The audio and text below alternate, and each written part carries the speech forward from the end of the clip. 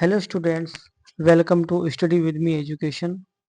और आज हम मिक्स क्वेश्चन की एक्सरसाइज करेंगे जो कि ग्रेड 1, ग्रेड 2, ग्रेड 3, इसके अलावा यूपी टेट और सी टेट सभी के लिए यूजफुल होगी। ठीक, तो आज का हमारा पहला क्वेश्चन है, no sooner dash the bell rang then the students rushed out. Option इसके हैं, पहला है हेड, दूसरा है डिड, तीसरा है वाज और चौथा है हैज। अब देखो इस क्वेश्चन में जो दूसरा सेंटेंस है वो किसमें लिखा है, पास्ट सिंपल में। ठीक, दूसरा सेंटेंस किसमें लिखा है, पास्ट सिंपल में। तो इसके साथ का जो सेंटेंस है वो भी किसमें बनेगा, पास्ट परफेक्ट में। ठीक, इसलिए इसका जो राइट ऑप्शन होगा वो हो जाएगा ऑप्शन नंबर ए। ठीक, डिड आपका कैंसिल हो जाएगा, वाज कैंसिल हो जाएगा और हैज भी कैंसिल हो जाएगा। इसके अलावा इस क्वेश्चन में एक रूल और है कि जो सेंटेंस नो सूनर से स्टार्ट हो उसके साथ हमेशा इन्वर्सन का प्रयोग होता है। और इन्वर्सन क्या होता है, इन्वर्सन में होता है कि जो हेल्पिंग वर्ब होती है वो सब्जेक्ट के पहले प्रयोग होती है। ठीक, तो याद रखो इस क्वेश्चन में दो रूल है, दो रूल फॉलो करेंगे अपन कि जब दूसरा सेंटेंस पास्ट इंडेफिनिट में लिखा हो तो पहला सेंटेंस है वो पास्ट परफेक्ट में बनेगा। ठीक, दूसरा, जब कोई सेंटेंस नो सूनर से स्टार्ट हो तो उसके साथ हमेशा इन्वर्सन का प्रयोग होता है। ठीक, इसलिए हमारा राइट ऑप्शन है वो ऑप्शन नंबर ए। ठीक, नेक्स्ट सेंटेंस है, choose the correct sentence. Option इसमें है, he suggested me to apply, दूसरा है he suggested that I should apply, तीसरा है he suggested I to apply और चौथा है ही सजेस्टेड मी अप्लाइंग। तो इसका जो राइट ऑप्शन हो जाएगा वो हो जाएगा ऑप्शन नंबर बी, क्योंकि इसमें जो स्ट्रक्चर है वो एकदम पूरा कंप्लीट लिखा हुआ है। ठीक, देखो ही सजेस्टेड, इसके बाद दैट आ गया और आई शुड और अप्लाई, ये पूरा कंप्लीट सेंटेंस है। ठीक, इसलिए इसमें जो राइट ऑप्शन है वो ऑप्शन नंबर बी हो जाएगा। ठीक, जो ए है आपका ये कैंसिल हो जाएगा। ठीक, इसके अलावा सी है ये भी कैंसिल हो जाएगा और जो डी है ये भी कैंसिल हो जाएगा। तो राइट ऑप्शन हो जाएगा आपका option number B. Next sentence है, आइडेंटिफाई द एरर। हमें इसमें एरर को आइडेंटिफाई करना है। क्वेश्चन है, no sooner did she reached the station then the train left. Option इसका है, पहला है नो सूनर, दूसरा है डिड सी रीच्ड, तीसरा है देन और चौथा है लेफ्ट। तो हमें इसमें क्या करना है, जो एरर है उसको फाइंड आउट करना है। अब देखो एरर कहाँ पर है इसमें, देखो इसमें एरर है वो ऑप्शन नंबर बी में है। ठीक, क्यों है समझो, इसमें जो हेल्पिंग वर्ब है वो कहाँ पर लगी है, सब्जेक्ट के पहले। ठीक, फिर हम यहाँ पर रीच्ड का प्रयोग नहीं करेंगे। ठीक, यहाँ पर क्या होगा, रीच आएगा, यानी कि वर्ब की क्या आएगी, फर्स्ट फॉर्म। ठीक, वर्ब की फर्स्ट फॉर्म आएगी, यहाँ पर रीच्ड नहीं आएगी। इसलिए जो राइट ऑप्शन है वो बी। ठीक, जो एरर है कहाँ पर है, ऑप्शन नंबर बी में। ठीक, पहला आपका राइट है, सी भी राइट है, देन ये सभी राइट है, ये गड़बड़ है आपका ऑप्शन नंबर बी। ठीक, इसलिए जो इसमें एक ऑप्शन कैंसिल, सी भी कैंसिल और डी भी कैंसिल। जो एरर है वो कहां पर है, ऑप्शन नंबर बी में। ठीक, नेक्स्ट सेंटेंस है, she is not accustomed dash such rude behaviour. Option इसमें है विद, बाय, टू और ऑफ। तो इसमें करेक्ट ऑप्शन हो जाएगा वो हो जाएगा ऑप्शन नंबर सी। ठीक, विद कैंसिल, बाय भी कैंसिल और ऑफ भी कैंसिल, क्योंकि अकस्टम्ड शब्द के साथ हमेशा टू प्रपोजिशन का प्रयोग होता है। ठीक, इसलिए इसमें राइट ऑप्शन होगा option number C, accustomed to होता है। ठीक, नेक्स्ट सेंटेंस है, choose the correct passive. They will look into the matters. पहला ऑप्शन इसमें the matter will be looked, दूसरा है the matter will be looked into, तीसरा है the matter is looked into, और चौथा है the matter was looked into. तो हमें इसमें क्या करेक्ट पैसिव को फाइंड आउट करना है। ठीक, अब देखो क्वेश्चन क्या लिखा है कि दे will look into the matter. ठीक, तो इसका जो स्ट्रक्चर होगा राइट वो होगा विल बी प्लस वर्ब की थर्ड फॉर्म। ठीक, अब देखो इसमें पहचानो, तो देखो द मैटर, ठीक, विल बी है लुक्ड, देखो ये पूरा आ गया, देखो द मैटर, ठीक, विल के साथ बी आ गई, ठीक, तो द मैटर विल बी और वर्ब की थर्ड फॉर्म और इनटू, तो करेक्ट ऑप्शन हो जाएगा इसका ऑप्शन नंबर बी। ठीक, जो करेक्ट पैसिव वॉइस होगा वो ऑप्शन नंबर बी। ए हमारा कैंसिल, इसके साथ सी भी कैंसिल और डी भी कैंसिल।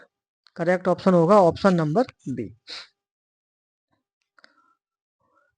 नेक्स्ट सेंटेंस है choose the correct indirect speech. Question है he said I have been waiting for 2 hours. Option इसमें है he said that he was waiting for 2 hours. दूसरा ऑप्शन इसमें he said that he had been waiting for 2 hours. तीसरा option इसमें he said he is waiting for 2 hours, और चौथा है he said that he has waited for 2 hours. तो हमें इसमें क्या है करेक्ट ऑप्शन देखना है। अब क्वेश्चन क्या लिखा है कि he said I have been waiting for 2 hours. ठीक, तो देखो जब रिपोर्टिंग वर्ब हमारी पास्ट में लिखी हो और रिपोर्टेड स्पीच का सेंटेंस किस में लिखा हो प्रेजेंट परफेक्ट कंटिन्यूस में, तो वो किस में चेंज हो जाएगा, बताओ किस में चेंज हो जाएगा, वो चेंज हो जाएगा पास्ट परफेक्ट कंटिन्यूस में। ठीक, ये देखो सेंटेंस किस में लिखा है ये प्रेजेंट परफेक्ट कंटिन्यूस, तो ये पास्ट परफेक्ट कंटिन्यूस में चेंज हो जाएगा। और पास्ट परफेक्ट कंटिन्यूस का जो स्ट्रक्चर होता है वो होता है हैड बीन, जो कहाँ पे लिखा है हैड बीन। तो करेक्ट ऑप्शन होगा इसका ऑप्शन नंबर बी। ठीक, ए हमारा कैंसिल, ए कैंसिल और सी भी कैंसिल और डी भी कैंसिल। करेक्ट ऑप्शन होगा इसका option number B. He said that he had been waiting for 2 hours, ये राइट। नेक्स्ट सेंटेंस है वन वर्ड सब्सटीट्यूशन। ठीक, a person who speaks 2 languages fluently, उसे अपन क्या बोलेंगे a person who speaks 2 languages fluently, उसको अपन बोलेंगे बाईलिंगुअल।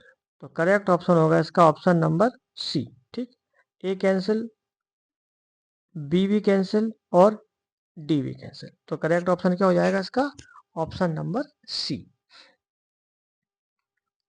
नेक्स्ट सेंटेंस है he has no control dash his temper. Option इसका पहला है ऑन, दूसरा है ओवर, तीसरा है अपॉन और चौथा है विद। तो करेक्ट ऑप्शन क्या हो जाएगा इसका कंट्रोल के साथ कौन सा प्रपोजिशन लगता है ओवर, ऑप्शन नंबर बी। ठीक, ऑप्शन नंबर बी इसका राइट हो जाएगा। ठीक, ए कैंसिल, सी कैंसिल और डी भी कैंसिल। करेक्ट ऑप्शन होगा इसका option number B. Next sentence है had fill in the blank है इसका कि had you worked harder you dash failed. Option इसमें है पहला है वुड नॉट हैव, दूसरा है विल नॉट हैव, तीसरा है शुड नॉट और चौथा है मे नॉट हैव। तो उसका करेक्ट ऑप्शन हो जाएगा वो हो जाएगा वुड नॉट हैव।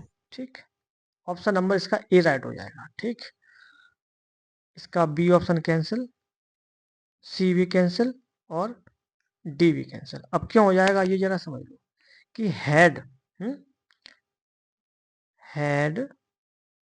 और वुड हैव इसका पूरा एक स्ट्रक्चर होता है। ठीक, इसलिए इसका करेक्ट ऑप्शन हो जाएगा ऑप्शन नंबर ए। ठीक, पहला सेंटेंस हैड में लिखा होगा तो दूसरा सेंटेंस उसका वुड हैव में आ जाएगा। ठीक, इसलिए इसका करेक्ट ऑप्शन हो जाएगा ऑप्शन नंबर ए। और ये बहुत ही थोड़ी एक्सरसाइज है पूरी प्रैक्टिस की, ये बहुत ही थोड़ी हार्ड है, तो उसको थोड़ा आराम से इसको समझना। ठीक है। आज हमने आपको जो क्वेश्चन लिए हैं थोड़े डिफिकल्ट है, थोड़े हल्के से हैं। Identify figure of speech. The classroom was a जू। ऑप्शन इसमें पहला सिम्बली, दूसरा है मेटाफोर, तीसरा है हाइपरबोले और चौथा है पर्सोनिफिकेशन। ये देखो, ये जो क्वेश्चन है ये कहाँ से हमने लिया है? फिगर ऑफ स्पीच से। ठीक, फिगर ऑफ स्पीच को अपन हिंदी में क्या कहते हैं? अलंकार। ठीक, तो इसमें क्लासरूम को क्या बताया गया? एक जू। ठीक, जब हम दो ऑब्जेक्ट का डायरेक्ट कंपैरिजन करते हैं तो वहां पर क्या होता है? मेटाफोर। ठीक, इसलिए इसमें राइट ऑप्शन हो जाएगा ऑप्शन नंबर बी।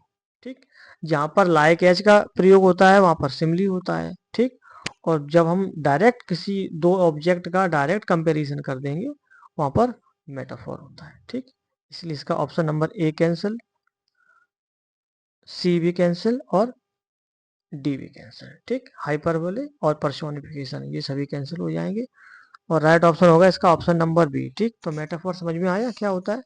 जब दो ऑब्जेक्ट का डायरेक्ट कंपैरिजन होता है वहां पर मेटाफोर होता है। ठीक, नेक्स्ट सेंटेंस है choose the correct option. Neither of the answers dash correct. Option इसका पहला है आर, दूसरा है वर, तीसरा है इज और चौथा है हैव। तो इसमें जो राइट ऑप्शन हो जाएगा वो क्या हो जाएगा? सी। ठीक, अब क्यों होगा ये समझ लो कि ऑफ के पहले यहां पर क्या लिखा है? नाइदर। ठीक, जब नाइदर लिखा है तो इसके साथ हमेशा सिंगुलर हेल्पिंग वर्ब का प्रयोग होता है। ठीक, कैसी वर्ब आएगी? सिंगुलर। इसलिए इसका राइट ऑप्शन होगा ऑप्शन नंबर सी। ठीक, आर आपका प्लूरल है, कैंसिल हो जाएगा। वर्ब भी प्लूरल है, ये भी कैंसिल हो जाएगा और है भी प्लूरल है, ये भी कैंसिल। तो इसके साथ हमेशा सिंगुलर हेल्पिंग वर्ब का प्रयोग होगा। ठीक, जिस सेंटेंस में नाइदर लिखा होता है उसमें सिंगुलर हेल्पिंग वर्ब का प्रयोग होता है। ओके, नेक्स्ट है sentence choose the correct spelling. इसमें हमें करेक्ट स्पेलिंग को फाइंड आउट करना है। पहला है इसमें एकमडेशन, फिर दूसरी स्पेलिंग इसमें क्या? ACOMMODATIUN। तीसरा देखो ऑप्शन क्या है? ACCOMMODATIUN और चौथा ऑप्शन है इसका ACCOMMADATIUN। तो हमें राइट देखना है। देखो राइट इसमें क्या होगा? एकमडेशन में याद रखो दो चीजें, याद रखो क्या? एक तो जो सी होगी वो डबल होगी। ठीक, एम भी डबल होगा। ये दो मुख्य चीज है, इसके बाद ओ का प्रयोग हो जाएगा, बस ये राइट हो जाएगा। ठीक, तो इसका ऑप्शन नंबर सी राइट हो जाएगा। डी आपका कैंसिल हो जाएगा क्योंकि यहाँ पर डी के बाद क्या लिख दिया है? ए, इसलिए ये कैंसिल हो जाएगा। ठीक, डी के बाद इनने क्या लिख दिया? ए लिख दिया है और एम के बाद भी क्या लिखा है ना? ए लिखा है। देखो यहाँ पे ये मुख्य जी वाला ए है। ठीक, तो यहाँ पर डबल एम के बाद ए का प्रयोग नहीं होगा। क्या होगा? राइट, डबल एम के बाद ओ। ठीक, यानी ACCOMMODATIUN। ठीक, तो करेक्ट स्पेलिंग होगी ऑप्शन नंबर सी की। ठीक, यानी कि डी में क्या मिस्टेक है? डबल एम के बाद ए का प्रयोग नहीं होगा। ठीक है, ओ का होना चाहिए। ठीक, और ऊपर की जो आपकी स्पेलिंग्स है ये भी आपकी गलत है, ये भी कैंसिल हो जाएगा। तो करेक्ट ऑप्शन आपका हो जाएगा ऑप्शन नंबर सी। ठीक, नेक्स्ट है sentence choose the correct sentence. He is elder than me. Next है he is older than me. तीसरा ऑप्शन इसका he is elder to me और चौथा ऑप्शन इसका he is eldest than me. तो इसमें करेक्ट ऑप्शन होगा वो हो जाएगा ऑप्शन नंबर बी। ठीक, क्यों होगा ये समझ लो कि ओल्डर के बाद हमेशा देन का प्रयोग होता है। ये ओल्डर के साथ हमेशा देन का प्रयोग होता है। ठीक, इसलिए बी आपका राइट ऑप्शन हो जाएगा। ए कैंसिल। ठीक, और ये भी कैंसिल हो जाएगा, सी और डी भी कैंसिल। करेक्ट ऑप्शन क्या होगा आपका? ऑप्शन नंबर बी, यानी कि ही इज ओल्डर देन मी। ठीक, और ये डिग्री से लिया हुआ क्वेश्चन है। ठीक है, और ये कंपैरेटिव डिग्री में आता है। ठीक, तो करेक्ट ऑप्शन क्या होगा? He is older than me, यानी कि ऑप्शन नंबर बी आपका राइट है। नेक्स्ट है fill in the blank, the teacher along with the students dash present. Option इसमें है पहला आर, दूसरा है वर, तीसरा है बीन और चौथा है वाज। करेक्ट क्या होगा? देखो, जब दो सब्जेक्ट विद, अलोंग विद और टुगेदर विद इनसे जुड़े हों तो वर्ब हमेशा पहले सब्जेक्ट के अकॉर्डिंग यूज होती है। ठीक, अब पहला सब्जेक्ट क्या है हमारा इसमें? The teacher. ठीक, और टीचर कैसा है हमारा? बताओ कैसा है? सिंगुलर। तो हम यहाँ पर सिंगुलर हेल्पिंग वर्ब का प्रयोग करेंगे। ठीक, अब देखो सिंगुलर हेल्पिंग वर्ब कहाँ पर है? ये है ऑप्शन नंबर डी। इसमें वाज लिखी हुई है। ठीक, ये सिंगुलर है इसलिए ये राइट हो जाएगा। ठीक, आर आपका कैंसिल हो जाएगा, प्लूरल है। दूसरा ऑप्शन पर ये भी कैंसिल और है बीन, ये भी कैंसिल। ठीक, तो करेक्ट ऑप्शन होगा इसका ऑप्शन नंबर डी। ठीक, the teacher along with the students was present. ठीक, तो इसका रूल क्या रहेगा कि जब दो subject with, along with, together with से जुड़े हो तो वर्ब हमेशा पहले सब्जेक्ट के अकॉर्डिंग यूज होती है। ठीक, इसलिए इसका राइट ऑप्शन होगा ऑप्शन नंबर डी। और ये सब्जेक्ट वर्ब एग्रीमेंट का क्वेश्चन है। ठीक, नेक्स्ट सेंटेंस है एंटोनिम ऑफ ट्रांसपेरेंट। ऑप्शन इसके है क्लियर, ऑब्वियस, ओपेक और इल्यूशट। तो इसका करेक्ट ऑप्शन हो जाएगा ट्रांसपेरेंट का हो जाएगा ओपेक। देखो, ट्रांसपेरेंट का अर्थ होता है पारदर्शी। ठीक, और ओपेक का अर्थ होता है अपारदर्शी। तो हमें इसका क्या देखना? एंटोनिम वर्ड देखना था। ठीक, तो ट्रांसपेरेंट का एंटोनिम क्या हो जाएगा? ओपेक। ठीक, ओपेक का अर्थ क्या होता है? अपारदर्शी। ठीक, ए हमारा कैंसिल, बी भी कैंसिल और डी भी कैंसिल, ये कटस हो जाएंगे। तो राइट ऑप्शन होगा आपका option number C. Next sentence है identify the tense. I will have been teaching for 10 years next month. Option इसकी है future continuous, future perfect, future perfect continuous या प्रेजेंट परफेक्ट कंटिन्यूअस। तो करेक्ट ऑप्शन क्या होगा? देखो, हेल्पिंग वर्ब क्या है इसकी? हेल्पिंग वर्ब है विल हैव बीन और प्लस वर्ब की आईएनजी। ठीक, तो ये क्या हो जाएगा? फ्यूचर में चला जाएगा। और कौन सा है? बीन लगा हुआ है तो फ्यूचर परफेक्ट कंटिन्यूअस, क्योंकि इसमें टाइम भी है। देखो, फॉर 10 ईयर्स है ना, तो ये फ्यूचर परफेक्ट कंटिन्यूअस का टेंस है, इसलिए आपका राइट ऑप्शन हो जाएगा option number C, future perfect continuous. ठीक, A cancel option, B cancel और डी भी कैंसिल। तो करेक्ट ऑप्शन क्या होगा आपका? Option number C. Next sentence है he is dash honest man. इसमें आर्टिकल को देखना है आपको, पहला ए, दूसरा ए एन, तीसरा द, चौथा है नो आर्टिकल। ठीक, तो ऑनेस्ट में जो साउंड आ रहा है वो किसका आ रहा है? एच साइलेंट है पहला, तो ये समझ लो। साउंड आ रहा है ओ से। ठीक, और ओ हमारा क्या है? वोवल्स। ठीक, वोवल से साउंड होंगे वहां पर क्या प्रयोग होगा? ए एन, पहला तो ये समझ लो। ठीक, और वोवल्स क्या होते हैं ये भी समझ लो जरा। वोवल्स होंगे छोटे आ से लेके अंगा तक के जो भी साउंड आएंगे वो सब वोवल्स होती है, और इसमें अपन ए एन का प्रयोग करते हैं। ठीक, इसलिए इसका राइट ऑप्शन हो जाएगा ऑप्शन नंबर बी। ठीक है, और इसमें ए ये हमारे सब कैंसिल हो जाएंगे, ऑप्शन ये कैंसिल कर दो, ए कैंसिल। ठीक है, सी कैंसिल और डी भी कैंसिल। तो करेक्ट ऑप्शन क्या होगा? Option number B. नेक्स्ट है choose the correct voice who wrote this letter. इसका हमें चूज द करेक्ट वॉइस करना है। क्या है करेक्ट?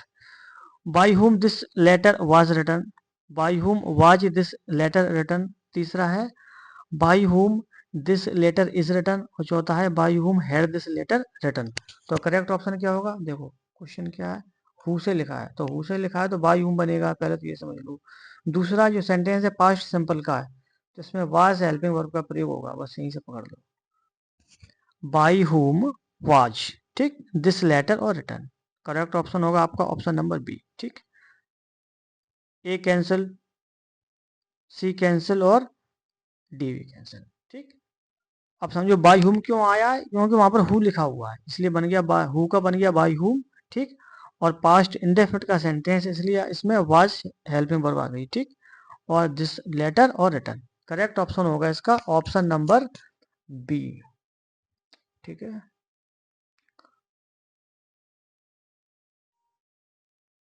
नेक्स्ट सेंटेंस है फाइंड सिनोनिम ऑफ रिल्यू रिल्यूटेंट रिल्यूस्टेंट, ठीक।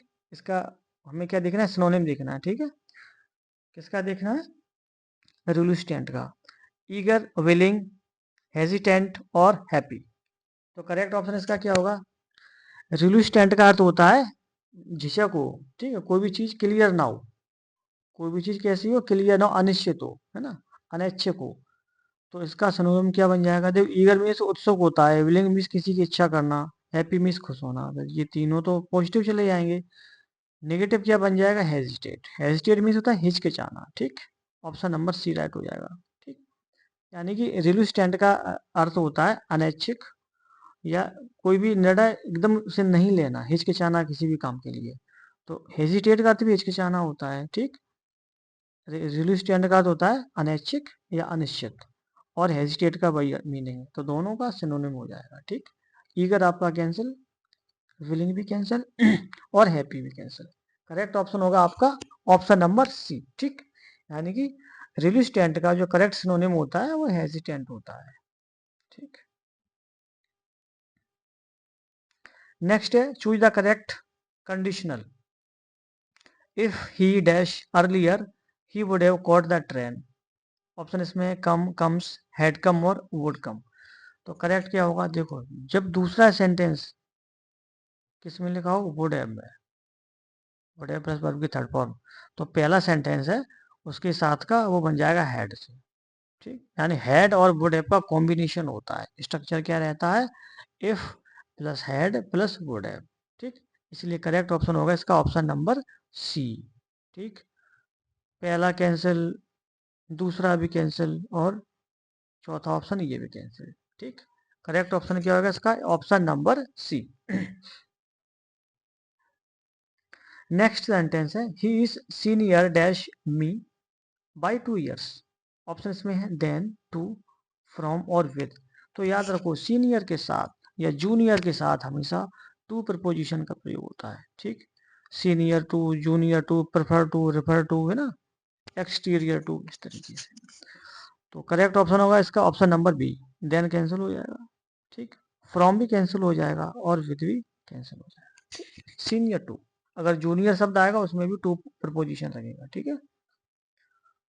नेक्स्ट सेंटेंस है she did not knew the answer. हमें एरर स्पॉटिंग करना है इसका। पहला है ऑप्शन डेड, दूसरा नॉट, तीसरा है न्यू और चौथा है द। करेक्ट ऑप्शन क्या होगा इसका, देखो इसमें जो एरर आ रहा है वो सी में आ रहा है।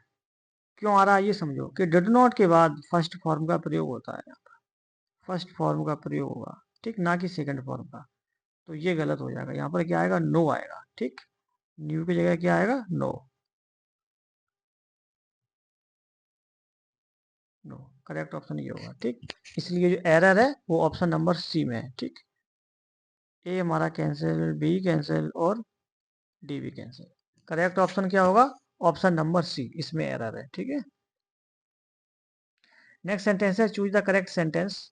I prefer tea than coffee, I prefer tea to coffee, I prefer tea over coffee than, और चौथा ऑप्शन है I prefer tea from coffee. तो करेक्ट ऑप्शन क्या होगा, देखो याद रखो प्रेफर के साथ, ये भी एक फिक्स प्रपोजिशन है कि प्रेफर के साथ, ये देखो ये शब्द क्या, प्रेफर, प्रेफर के साथ हमेशा टू प्रपोजिशन का प्रयोग होता है। ये फिक्स है और ये बहुत इंपॉर्टेंट क्वेश्चन है, ये काफी बार किसी न किसी एग्जाम्स में ये ऐसा क्वेश्चन जरूर आता है, ठीक है। तो इसका राइट ऑप्शन होगा ऑप्शन नंबर बी, ठीक। ए कैंसिल, सी कैंसिल और डी भी कैंसिल। करेक्ट ऑप्शन क्या होगा इसका, option number B, I prefer tea to coffee, ठीक। तो याद रखना प्रेफर शब्द के साथ हमेशा हमेशा टू प्रपोजिशन का प्रयोग होता है, ठीक है। प्रेफर के साथ हमेशा किसका यूज होता है, टू प्रपोजिशन का। करेक्ट ऑप्शन होगा इसका option number B. Next sentence है इज एडिक्टेड डैश गैम्बलिंग, यानी कि भाई सट्टे का आदी है, ठीक। ऑप्शन इसमें क्या, with, from, with, for, to और बाय। तो करेक्ट ऑप्शन क्या होगा इसका, देखो इसमें वर्ड क्या है, एडिक्टेड। एडिक्टेड का अर्थ होता है आदी हो जाना, ठीक, लत लग जाना किसी भी चीज की। तो एडिक्ट के साथ हमेशा टू प्रपोजिशन का प्रयोग होता है, ठीक। एडिक्टेड के साथ टू प्रपोजिशन का प्रयोग होता है, इसलिए इसका राइट ऑप्शन हो जाएगा ऑप्शन नंबर सी, ठीक। विद कैंसिल, फॉर कैंसिल और बाय भी cancel, correct option option number C. Next sentence है choose the correct modal, you dash obey your parents. ये मॉडल ऑफ से क्वेश्चन है, ठीक है। पहला है कुड, दूसरा है माइट, तीसरा है शुड और चौथा है वुड। करेक्ट ऑप्शन क्या होगा? देखो, you dash obey your parents, आपको अपने पेरेंट्स की आज्ञा माननी चाहिए। जहां पर चाहिए का साउंड आए याद रखो वहां पर शुड का प्रयोग होता है, ठीक। ऑप्शन इसमें सी राइट हो जाएगा। कुड कैंसिल और माइट कैंसिल और वुड भी कैंसिल, तो करेक्ट ऑप्शन इसका क्या होगा? Option number C. Next sentence है चू, इसमें क्या है इस क्वेश्चन में? हाँ, इसमें क्या है कि someone has stolen my purse, तो इसको क्या करना है कि चेंज इनटू पैसिव, इसको हमें पैसिव में चेंज करना है कि someone has stolen my purse. अब इसका स्ट्रक्चर क्या है ये समझो। ये सेंटेंस लिखा हुआ है, ये प्रेजेंट परफेक्ट का है, और प्रेजेंट परफेक्ट का जब पैसिव में आप चेंजमेंट करेंगे तो इसमें स्ट्रक्चर क्या आता है? Has been, have been. अब देखो कहाँ पर लिखी है, ये लिखी है हैज बीन, ठीक। हैज बीन आपकी पहले ऑप्शन में मिल जाएगी, इसलिए आपका करेक्ट ऑप्शन क्या होगा? Option number A, my purse has been stolen, ये राइट हो जाएगा, ठीक। आपका option number B cancel, C cancel और डी भी कैंसिल। करेक्ट ऑप्शन क्या होगा आपका? ऑप्शन नंबर ए, ठीक। पैसिव वॉइस, जो एक्टिव वॉइस का आप चेंज करेंगे पैसिव में, तो उसमें हैज बीन और हैव बीन स्ट्रक्चर आता है। हैज बीन प्लस वर्ब की third form, okay. Next sentence है choose the correct phrasal verb meaning postpone. Postpone का हमें सही फ्रेजल वर्ब फाइंड आउट करना है, क्या है? Call of, put off, turn off या टेक ऑफ। तो इसका ऑप्शन नंबर बी होगा, याद रखो। पुट ऑफ का अर्थ होता है पोस्टपोन, ठीक। वो पोस्टपोन को हिंदी में क्या कहते हैं? किसी भी चीज को टाल देना, ठीक। तो इसका राइट ऑप्शन क्या हो जाएगा? Option number B. Put off का अर्थ भी टालना ही होता है, और पोस्टपोन का अर्थ भी वही होता है, टाल देना। किसी भी मीटिंग है या कोई प्रोग्राम है उसको टाल दो, 2-4 दिन के लिए लेट कर दो उसको, है ना। तो पोस्टपोन का अर्थ होता है टालना, और पुट ऑफ का अर्थ भी टालना होता है, ठीक। तो इसका ऑप्शन नंबर बी राइट हो जाएगा। कॉल ऑफ कैंसिल हो जाएगा ना, ये नहीं आएगा, वो कैंसिल उसका अर्थ भी और वैसे भी आप कैंसिल हो जाएगा इस ऑप्शन में, ठीक है। ऑप्शन नंबर सी भी इसका कैंसिल और डी भी कैंसिल। तो ये तीनों ऑप्शन आपके कैंसिल हो जाएंगे, और करेक्ट आपका ऑप्शन हो जाएगा ऑप्शन नंबर बी। पोस्टपोन का अर्थ होता है टाल देना, ठीक। और पुट ऑफ का अर्थ भी टाल देना होता है।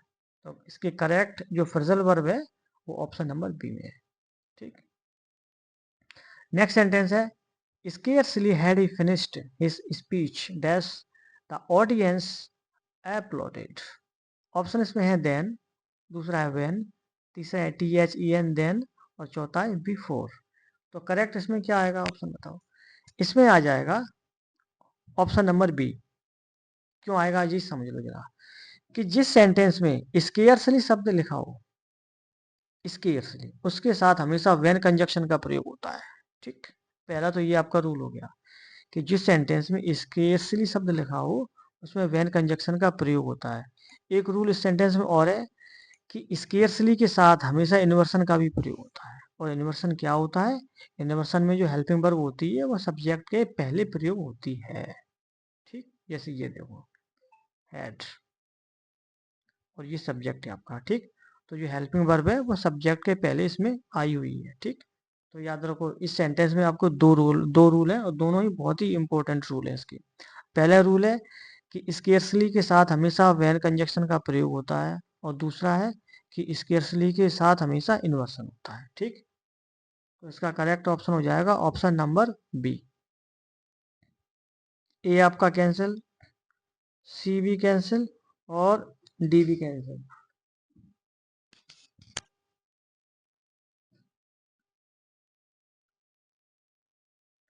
नेक्स्ट सेंटेंस है identify part of speech of very.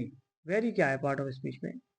Question है कि ही इज वेरी इंटेलिजेंट और she is very honest and in intelligent your. Option इसमें है एडजेक्टिव, एडवर्ब, कंजक्शन और प्रीपोजिशन। ठीक, तो हमें इसमें क्या करेक्ट क्या करना है, पार्ट ऑफ स्पीच को फाइंड आउट करना है। और कौन सा शब्द है, very. Identify part of speech of very. Very को आपको देखना है ये कौन सा पार्ट ऑफ स्पीच है कुल मिला के। ठीक, जो इस सेंटेंस में जो वेरी शब्द यूज हुआ है वो पार्ट ऑफ स्पीच में क्या है। देखो सेंटेंस क्या लिखा था कि ही इज वेरी इंटेलिजेंट, फिर उसमें लिखा है कि she is very honest and in intelligent your. ये पूरा क्वेश्चन लिखा हुआ है और इसमें हमें वेरी को फाइंड आउट करना है ये कौन सा पार्ट ऑफ स्पीच है। तो याद रखो जो वेरी शब्द है आपका वो आपका एडवर्ब में आ जाएगा, तो ऑप्शन नंबर इसका बी राइट हो जाएगा। ठीक, वेरी आपका एडवर्ब होता है। ठीक, ए आपका कैंसिल, एडजेक्टिव, कंजक्शन भी कैंसिल और प्रीपोजिशन भी कैंसिल। ठीक, तो आपका करेक्ट ऑप्शन हो जाएगा ऑप्शन नंबर बी। ठीक, यानी कि जो वेरी शब्द है वो आपका एडवर्ब है। ठीक, और एडवर्ब क्या होते हैं ये भी समझ लो जरा। एडवर्ब होते हैं वो वर्ब को क्वालिफाई करते हैं, इसके अलावा एडजेक्टिव को भी क्वालिफाई करते हैं, इसके अलावा सेंटेंस को भी क्वालिफाई करते हैं, वो अपने आप को भी क्वालिफाई करते हैं। ठीक, तो एडवर्ब के बहुत सारे काम है। नेक्स्ट सेंटेंस है choose the correct sentence. The news are shocking, the news were shocking और द न्यूज इज शॉकिंग और चौथा है द न्यूज हैव शॉक्ड।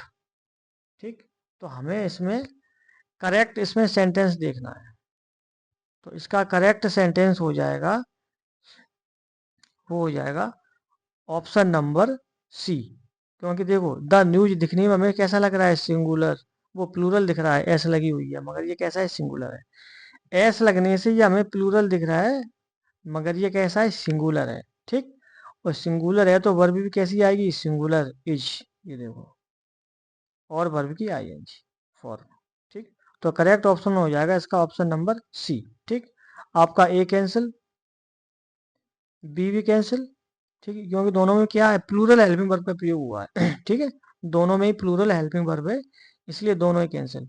और ऑप्शन डी ये भी कैंसिल, क्योंकि इसमें भी उन्होंने न्यूज को क्या माना है, प्लूरल माना है, हेल्पिंग वर्ब क्या आई है, हैव, ये भी कैंसिल। तो करेक्ट ऑप्शन क्या है इसका, इसका ऑप्शन नंबर सी, क्योंकि जो न्यूज शब्द है वो एक सिंगुलर वर्ड है। ठीक, इसलिए इसमें इज का प्रयोग होगा। तो करेक्ट ऑप्शन होगा इसका ऑप्शन नंबर सी। अब ये क्लास हमारी फिनिश होती है, आपको हमारी क्लास कैसी लगी आप हमें बता सकते हैं, और आपके जो भी डाउट्स हो आप हमें वो भी बता सकते हैं। जो टॉपिक भी पढ़ना चाहें कोई भी आप, तो आप हमें वो भी उस टॉपिक के बारे में बता सकते हैं। ठीक, और ये क्लास है ये ग्रेड 1, ग्रेड 2 और ग्रेड 3 एमपी टेट में। ठीक, इसके अलावा यूपी टेट और सी टेट, और इसके अलावा और भी अदर कॉम्पिटेटिव एग्जाम है जैसे पटवारी, ऐसा ही सभी के लिए बहुत ही यूजफुल है। ठीक, ठीक है, अब कल अपन कोई नई क्लास लेके आएंगे, तब तक के लिए गुड नाइट।